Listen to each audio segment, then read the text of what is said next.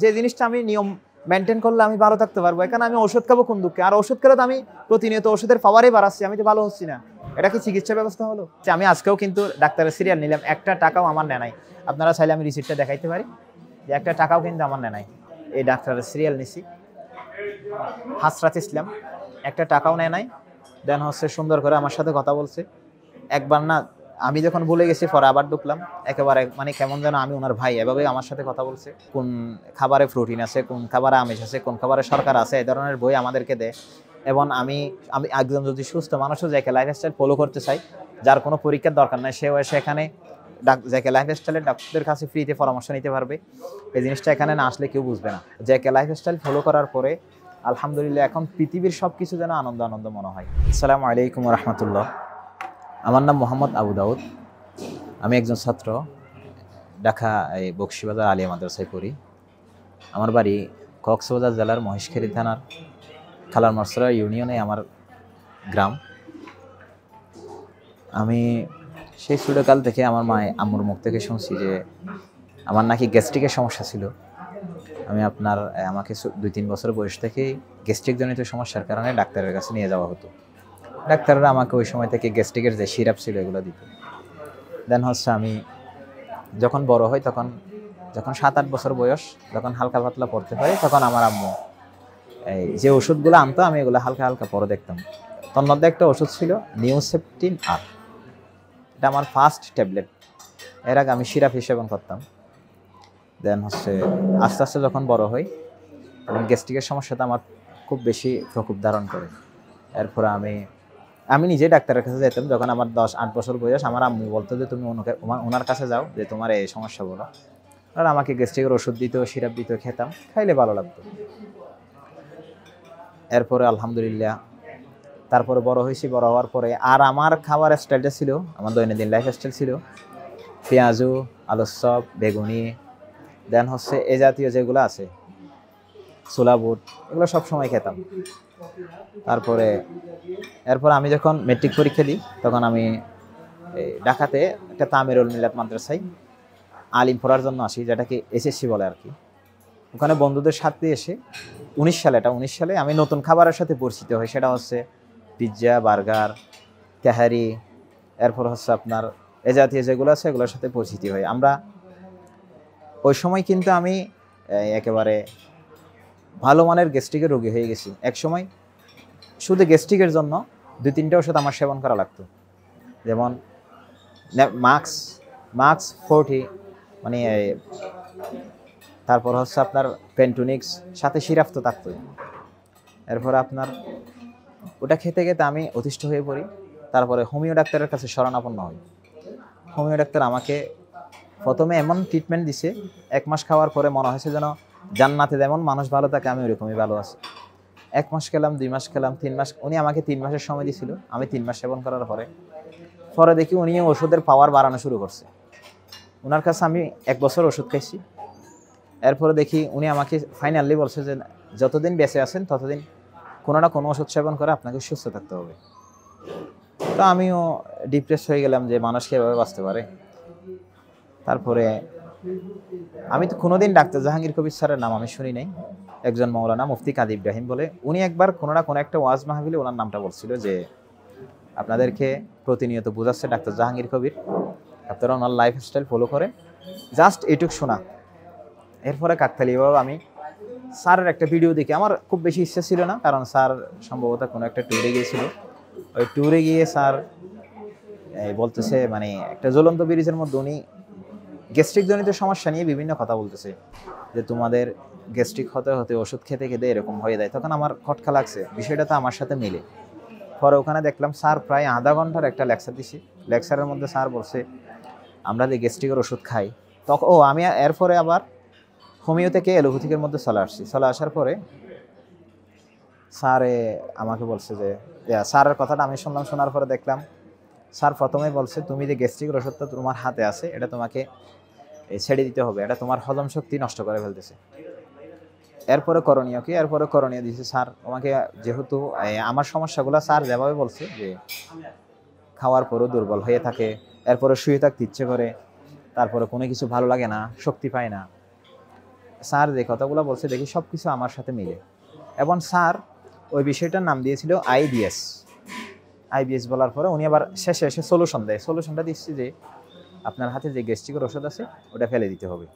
এরপরে বিভিন্ন সলিউশন দিচ্ছে যে আপনাকে খাবার খেতে হবে ব্লেন্ডার করে, বিভিন্ন জিনিস খেতে হবে। স্যার এমন এমন জিনিসের নাম বলছে আমি যেগুলো শুনিও নাই। আমি খেতাম পিৎজা, বার্গার, সোলাবুট, পেঁয়াজু এগুলো খেতাম। তো স্যার এটা বলার পরে সব কিছু শেষে স্যার একটা কথা বলছে, যার সম্ভব সে ফাস্টিং করতে পারো, রোজা রাখতে পারো। আমি তখন স্যারের কথা শুনে প্রথমে একদিন রোজা রাখছি। রোজা রাখার পরে অনেক কষ্ট হয়েছে। তারপরে এটা ছিল সম্ভবত গ্রীষ্মকাল, ডিসেম্বরের 2022 সালের ডিসেম্বরের শেষের দিকে। এরপরে আপনার রোজা রাখার পর আমার অনেক কষ্ট হয়েছে। পরে কিন্তু আমি আসরের সময়, মাগরিবের আগে আসরের সময়, আসরের পর আমি স্বস্তি ফিল করি। পরের দিন আমি স্যারের অনেক ভিডিও দেখি। অনেক ভিডিও দেখার পরে দেখতেছি না, স্যার যে বলছে মানুষ সারা জীবন ওষুধ খেয়ে বাঁচলে অনেক ক্ষতি হয়ে যাবে। আমি একটা মানে একটা জিনিস মনিটরিং করলাম। আমার আব্বু 2016 সালের ডিসেম্বরের 12 তারিখ ব্রেন স্ট্রোক করেন। তখন চট্টগ্রামের একজন বড় ডাক্তার, ডাক্তার হাসানুজ্জামান, উনি আমার আব্বুকে ট্রিটমেন্ট দেয়। ট্রিটমেন্টে আমার আব্বুকে ডায়াবেটিক্সের, হার্টের, প্লাডেক্স, ওসারটিল এ ধরনের বিভিন্ন ওষুধ দেয়। এটা প্রথমে 25 পাওয়ার দিয়েছিল। এরপরে এটা 1 বছর পরে, ওটা 16 সালে 1 বছর পরে দেয় আপনার 50 পাওয়ার। এরপরে 1 বছর পরে দিছে 75 পাওয়ার, 1 বছর পরে 100 পাওয়ার, এরপরে দিছে 100+। তো স্যার ওখানেই বলছিল যে তোমরা যে ওষুধ খাচ্ছ এটা তোমাদের প্রতিনিয়ত পাওয়ার বাড়াবে। তখন আমার বিষয়টা একেবারে খটকা লেগে যায়। তখন আমি ভাবলাম না, এভাবে তো মানুষ চলতে পারে না, স্যারের নিয়ম ফলো করি। স্যার বলছে যার সম্ভব হবে, কেউ যদি ইনস্ট্যান্ট আইবিএস থেকে মুক্তি পেতে চায় তাহলে তার প্রথম কাজ হচ্ছে অল্প সেহরি খেয়ে রোজা রাখা। স্যারের কথা শুনে আমি প্রথমে অল্প সেহরি খেয়ে রোজা রাখছি 2-1 দিন। রোজা রাখার পর আমি হালকা হালকা মানে এই স্বস্তি ফিল করলাম। পরে স্যার আর একটা ভিডিওর মধ্যে দেখছি যে তুমি পানি খেয়ে রোজা রাখতে হবে তোমার। তখন আমার ওয়েট ছিল 69। তো আমি রোজা রাখা শুরু করি। পানি যখন খাইতে বলছে আমি আর সেহরি খাওয়ার নিয়তেই করি নাই। সেহরি না খেয়ে রোজা রাখা শুরু করে দিছি। রোজা যখন রাখলাম, এরপরে দেখি 15 দিন আমার অনেক কষ্ট হয়েছে সেহরি না খেয়ে রোজা রাখার। এরপরে আমি দেখলাম যে আমার বডি তখন হালকা হয়ে গেছে। 9 কেজি ওজন কমে গেছে 15 দিনের মধ্যে। আমার ওজন হয়েছে 60 কেজি। পর আমি দেখি আপনার রোজা রেখে সেহরি না খেয়ে পরের দিন আসরের পর আমি ফুটবল খেলতে পারি। এরপর আমি এই স্যার যে বলছে তুমি সোমবারে রোজা রাখো, সোমবারে রোজা রাখছি। স্যার যে সমস্ত খাবার খাওয়ার জন্য নিষেধ করছে আমি এখন সব কিছু মানি। আমার শরীরে এখন কোনো রোগ নেই। আগে মাসে মাসে ডায়রিয়া হতো, এবং ডায়রিয়ার কারণে ডাক্তার ওষুধ খাইতাম, তারপরেও ডায়রিয়া হতো, ডাক্তারের কাছে যাইতাম। ডাক্তার ওই সময় ইয়ে করতো। তারপর মাথা ব্যথা বলেন, অ্যালার্জি জাতীয় সমস্যা বলেন, অনেক কিছু রোগে ভুগতাম। জ্বর হতো, সিজনাল জ্বর আমার বেশি হতো। পরে স্যার বলছিল যে যাদের জ্বর হয় তাদের শরীরে বাজে ব্যাকটেরিয়া প্রবেশ করে। তোমরা জ্বর হলে হুট করে, জ্বর যদি 102 ডিগ্রির কম হয়, স্যার এভাবেই বলছিল 102 ডিগ্রির কম যদি হয় তোমরা ওষুধটা খাবে না। এখন আমার যদি জ্বর আসে আমি ঠান্ডা পানি দিয়ে গোসল করি। স্যার যেভাবেই বলছে আমি ওই লাইফটা ফলো করি। আলহামদুলিল্লাহ আমি এখন 100% সুস্থ। আলহামদুলিল্লাহ আমি এখন 100% সুস্থ। এবং যে লাইফস্টাইলে যে সমস্ত খাবারগুলা খেতে নিষেধ করছে সম্পূর্ণ মেনে চলার চেষ্টা করি। এখনও মাঝে মাঝে যদি বন্ধুদের পাল্লায় পড়ে অল্প, মানে আমি যদি হালকা এদিক সেদিক করি তখন হালকা আমার প্রবলেম দেয়। তখন আমার এই প্রবলেমটা সলিউশন করতে হয় স্যারের কথা ধরে। সোমবারে বৃহস্পতিবার আমি রোজা রাখি সেহরি খাওয়া ছাড়া। দেন এ হচ্ছে আমার এই স্যারের যে লাইফস্টাইলের আমার অভিজ্ঞতা। একটা মানে ভাই আপনাকে অসংখ্য ধন্যবাদ। আপনি যে একটা কথা বলছেন, মানুষ যখন অসুস্থ থাকে তার মানে নার্ভাসনেসটা কীরকম হয়। বাস্তব কথা বলতে কি আমি এই ঠিক মানে একটু এদিক সেদিক হলে খেলার জন্য আমি খেলার প্রতি একটু মনোযোগী ছিলাম। ভালো খেলোয়াড় কিনা সেটা আমি জানি না। একটু এদিক সেদিক হলে খেলতে গিয়ে আমি বল পাইতাম না। আর মানুষের বাসায় যেতে কোনো দূরের জার্নি করতে আমার খুব কষ্ট হতো, যেটা মানে বলার মতো না। কোনো জায়গায় যেতে হবে এটা আমার জন্য ছিল খুব কষ্টকর।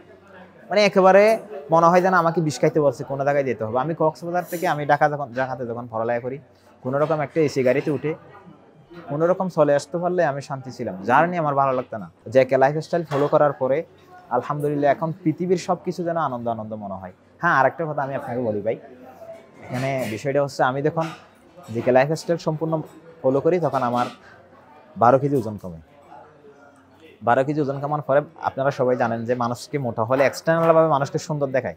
তা আমি এরপরে শুকাই যায়, আপনারা চাইলে আমার একটা ছবি এখানে দেখতে পারেন, আমার আগের ছবি কীরকম ছিল। এটা আমি জাতীয় জাদুঘরের সামনে। দেন হচ্ছে তো জিকে লাইফস্টাইল ফলো করার পর আমি যখন হ্যাংলা হয়ে যাই, স্বয়ং আমার আম্মু আমাকে বলে তুমি অসুস্থ। কিন্তু আমার আম্মু এই জিনিসটা মাথায় নিতে পারতেছে না যে আমার ছেলে আগে গ্যাস্ট্রিকের ওষুধ খাইতো, আমার ছেলে আগে বিভিন্ন ধরনের পেটের সমস্যা ছিল। পরে আমি আমার আম্মুকে যখন বলি যে ডাক্তার জাহাঙ্গীর কবির স্যারের নিয়ম ফলো করে আমি আলহামদুলিল্লাহ সুস্থ, আম্মু আপনিও ফলো করেন। তবে আমার আম্মুর স্পেসিফিক কোনো রোগ নাই। আমি আমার এই যে আমার বেস্ট ফ্রেন্ড আসাদুজ্জামান শাহেদ, ওনার মাকে নিয়ে আসছি। ওনার মা দীর্ঘ 16 বছর ধরে ডায়াবেটিসে ভুগতেছে। দেন হচ্ছে লাস্ট 8 ইয়ার্স উনি ইনসুলিন নেয়। স্যারের কাছে আমি ডিসেম্বরের 20 তারিখ ওনাকে নিয়ে আসছি। আলহামদুলিল্লাহ এখানে ওনাকে যে পরীক্ষাগুলো দিয়েছি, ধরতে গেলে আমরা যখন অন্য ডাক্তারের কাছে যাই বা মেডিকেলে যাই বা বিভিন্ন ডাক্তারের কাছে যাই, স্বয়ং ওনার মায় বলছে কোনো জায়গায় যদি পরীক্ষা না দেয় তখন খরচ হয় 10,000 টাকা। যে আমার বন্ধুর মায় বলছে যদি কোনো জায়গায় আমরা পরীক্ষা নাও দেয় ডাক্তার আমাদেরকে, বা আমরা এক রাত স্টে না করি, আমাদের মিনিমাম 10-12 হাজার টাকা খরচ হয়।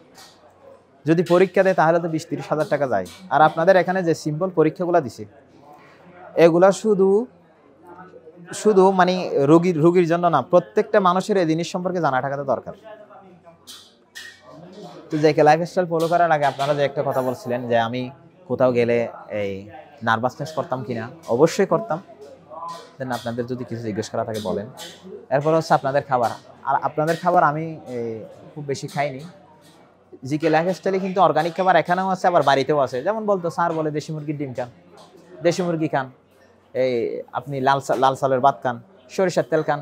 ও আমার বাসায় একটা জিনিস আলহামদুলিল্লাহ এখনও চলে।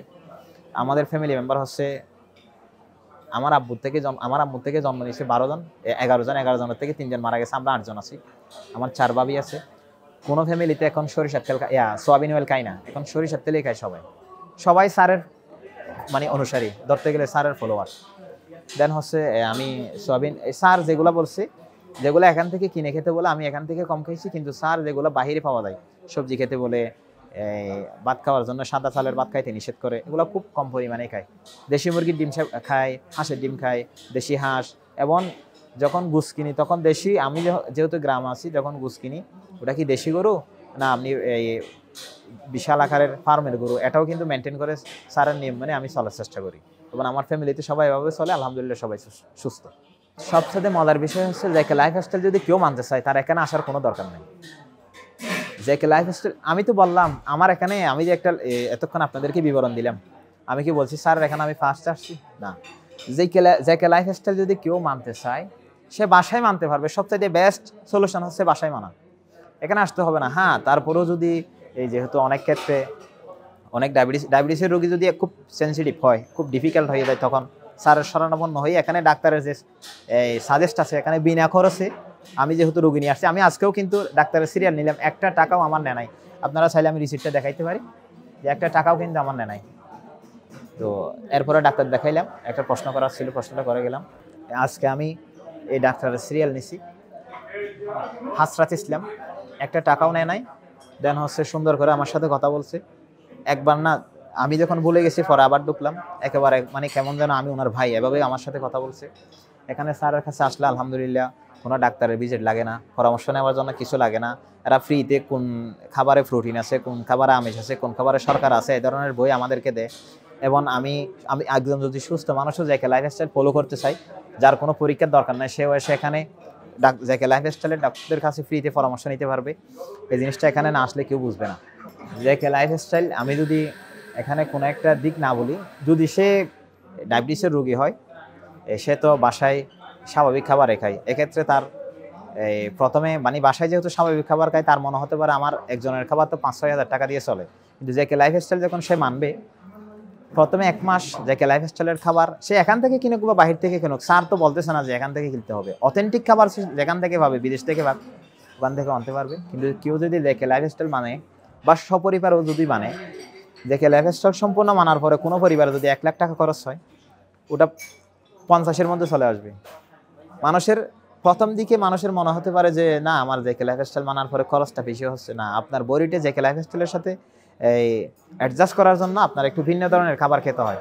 সেটা প্রথমে একটু মনে হতে পারে যে বেশি খরচ হয়, কিন্তু বাস্তবে কমই খরচ হয়। যেহেতু আমি এখন আমার আগে দৈনিক হাত খরচে লাগতো মনে করেন অনেক টাকা লাগতো, এখন এই টাকায় সে আজে বাজে যে খাবার আছে সব খুব রুটিন মেনে চলাফেরা করি, অল্প খাই এবং শরীরে শক্তি পাই।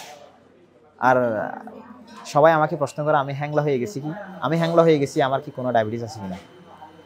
তো আশা করি এটা আমি 2024 সালের 20 ডিসেম্বর 2 সপ্তাহ আগে আমি স্যারের কাছে একটা ভিডিও দিলাম।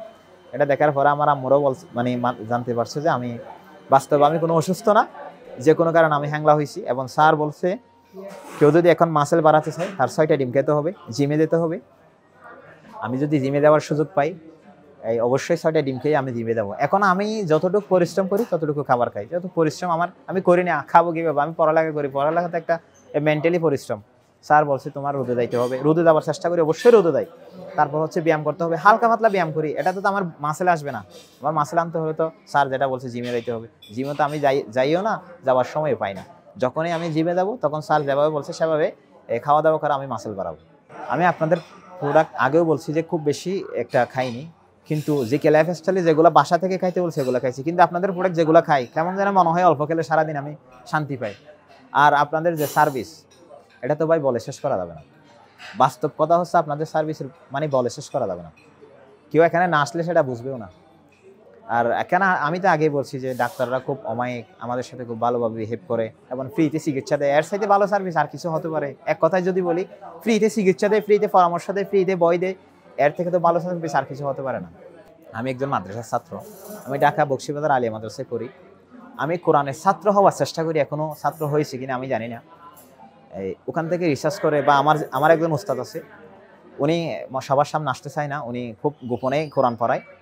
দেন হচ্ছে আমি যতটুকু গবেষণা করে পাইছি যে সার্জারি একটা যে চিকিৎসা ব্যবস্থা আছে এটা হচ্ছে বাস্তব চিকিৎসা ব্যবস্থা, কিন্তু মেডিসিন যেটা আছে, যেটা মেডিসিন সেবন করে মানুষ স্বস্তি পায়, এটা হচ্ছে এক ধরনের দাজ্জালি একটা ধোঁকা। মানুষ এটা বুঝবে না, এটা কোরআনের সান্নিধ্য হলে তার মানুষ বুঝতে পারবে। আর আরেকটা বিষয় হচ্ছে শেষ রাসূল সাল্লাল্লাহু আলাইহি ওয়াসাল্লামের একটা হাদিস আছে, শেষ জমানায় মানুষ 100 জনের মধ্যে 99 জন দাজ্জালের ফিতনায় অন্তর্ভুক্ত হয়ে যাবে। তো আপনারা এটাও ধরে রাখতে পারেন। আমি যদি বলি মেডিকেল যে একটা গতানুগতিক যে একটা চিকিৎসা ব্যবস্থা আছে, যদিও বা আমার কথাটা আপনাদের অনেকের ফাও মনে হতে পারে, বাস্তব ফাও মনে হলেও সত্য যে এটা এক ধরনের দাজ্জালি চিকিৎসা ব্যবস্থা। যে জিনিসটা আমি নিয়ম মেনটেন করলে আমি ভালো থাকতে পারবো। এখানে আমি ওষুধ খাবো কোন দুঃখে, আর ওষুধ খেলে তো আমি প্রতিনিয়ত ওষুধের পাওয়ারই বাড়াচ্ছি, আমি তো ভালো হচ্ছি না। এটা কি চিকিৎসা ব্যবস্থা হলো? হ্যাঁ, আমার হাত একটা ভেঙে গেছে, আমার সার্জারি ডাক্তারের কাছে যেতে হবে, তখন একটা ভিন্ন বিষয়। আমি সবাইকে অনুরোধ করব, আপনারা যদি সুস্থ থাকতে চান, আপনারা যদি কম খরচে এবং আল্লাহ যেভাবে আমাদেরকে সুস্থভাবে পৃথিবীতে বানিয়েছেন, অনেকে বলে জিনগত সমস্যাও কিন্তু ভালো হওয়ার 100% সম্ভব। সুস্থভাবে যদি মরার আগ পর্যন্ত যে একটা লাইফস্টাইল ফলো করলে, আমি একটা কমেন্ট করছিলাম যে স্যার যখন বলছিল যে মানুষ যখন সোয়াবিন অয়েল খায় তখন বাজে চিন্তা করে, একজনে বলছে যে আমি দেখবো এই ডাক্তারটা কয়দিন বাঁচে। আমি একটা কমেন্ট করছিলাম 19 সেকেন্ডের বাইরে এক মিনিটও বাঁচবে না, কিন্তু যতদিন বাঁচবে ততদিন 100% সুস্থ থাকবে। তো যে লাইফস্টাইল ফলো করলে কেউ যে হায়াতের বাইরে 1 সেকেন্ড বাঁচবে এটার কোনো গ্যারান্টি নেই। গ্যারান্টি বাঁচবেই না, কিন্তু যতদিন না আপনি বাঁচবেন আপনি ততদিন সুস্থ থাকবেন। এবং আশা করব সবাই যে লাইফস্টাইল ফলো করবেন। আপনারা যারা আমাকে চেনেন বা আমার কথা যারা বিশ্বাস করেন, আমার আত্মীয় স্বজন যারা আছেন, আল্লাহর ওয়াস্তে, আমার অনেক খালু আছে, আমার অনেক আত্মীয় আছে ইন্ডিয়াতে গিয়ে চিকিৎসা করে, আল্লাহর ওয়াস্তে এসব চিকিৎসা বাদ দিয়ে সুস্থ তো হচ্ছেন না। আমার বাবাকে দেখলাম দীর্ঘ 8 বছর, এরপরে প্রথমে স্ট্রোক করার পরে ডান পাশ অবশ হয়ে গেছে, পাওয়ার বাড়াইছে, 22 সালে এসে বাম পাশ, শেষে গিয়ে একেবারে বিছানায় শুয়ে 24 সালের 11ই জুলাই আমার বাবা মৃত্যুবরণ করে। ডিমোশনে হয়েছে, ওষুধ খাইছে, পাওয়ার বাড়ছে, ওষুধের প্রেসক্রিপশনে ওষুধের সিরিয়াল বাড়ছে, কিন্তু কোনো ধরনের প্রমোশন হয় নাই। এবং আমার অনেক আত্মীয় স্বজন আছে, আমি তাদের কাছে অনুরোধ করব যারা বাস্তবে সুস্থ হতে চান তারা যে লাইফস্টাইল ফলো করেন। আমি বিদায় নিচ্ছি। আসসালামু আলাইকুম ওয়া রাহমাতুল্লাহ।